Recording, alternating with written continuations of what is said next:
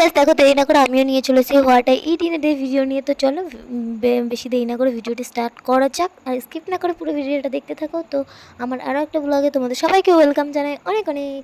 তো যাই হোক, এদিকে দেখো আমি সকালবেলা লুচি আর আলুর তরকারি, মানে সবিন আলু দিয়ে একটা তরকারি তাহলে যেটা ফোড়ন দিয়েছি, সেই তরকারিটা খেয়ে আমার ভিডিওটা স্টার্ট করছি।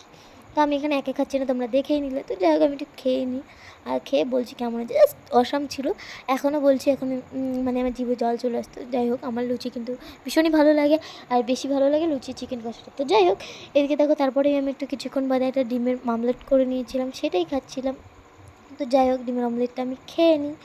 তো খেয়ে নেওয়ার পরে এদিকে দেখো দুপুরের লাঞ্চ চলে এসেছে আমার, আর দুপুরের লাঞ্চে ছিল আজকে আলু সিদ্ধ, ডাল আর ডিম ভাজা দিয়ে আমি খাচ্ছি।